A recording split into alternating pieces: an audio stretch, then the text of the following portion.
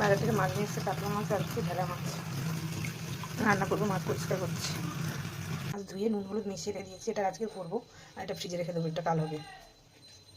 লাল শাক ভাজা হয়ে গেছে, মান করছে আলু দিয়ে মাছ দিয়ে ঝোল করবো আর ফুলকপি আলু করছে, আলু কাটা কুমড়ো ভাজা।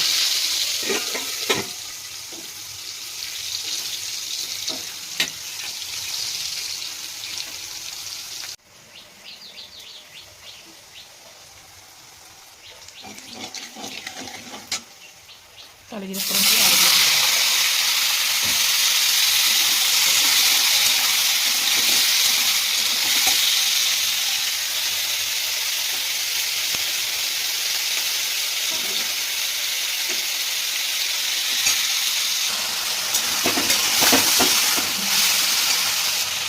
একটা বড় পেঁয়াজ দিচ্ছি পোস্ততে।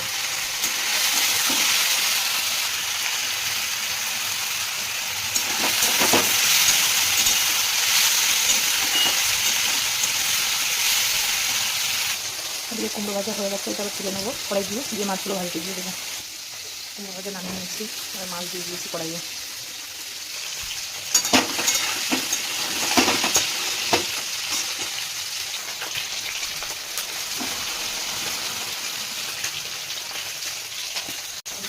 মাছ তুলে নিয়েছি, বাকি মাছগুলো দিয়ে দিলাম, ফুলকপিটা দিয়ে দিলাম। পোস্ত আর কাঁচা লঙ্কা পেস্ট,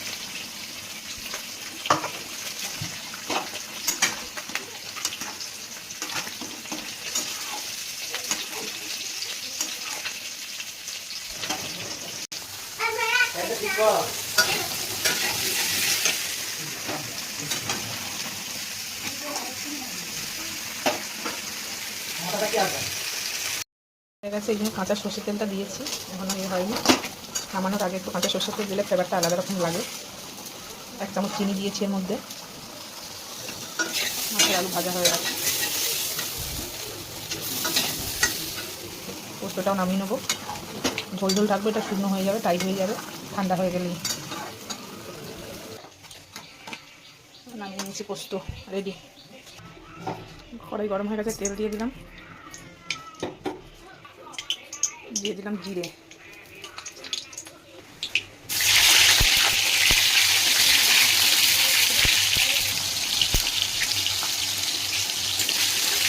নুন দিয়ে দিলাম, তন্ত্রটা তাড়াতাড়ি মরে যাবে। এখানে জিরে ধনে কাঁচা লঙ্কা শুকনো লঙ্কা পেস্ট করে রেখেছিলাম, পেস্টটা দিয়ে দেবো।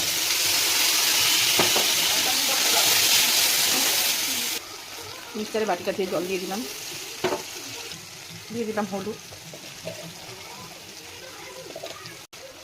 দিয়ে দিলাম নুন,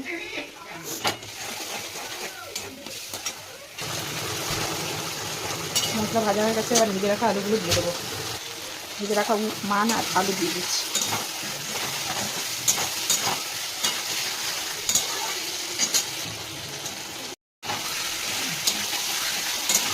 মশলা কষানো হয়ে গেছে, এবার দিয়ে দেবো জল।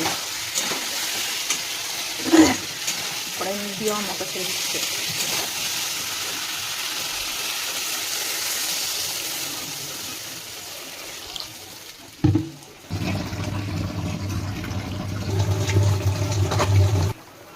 ঝোল ফুটছে, এর মধ্যে মাছগুলো দিয়ে দেবো।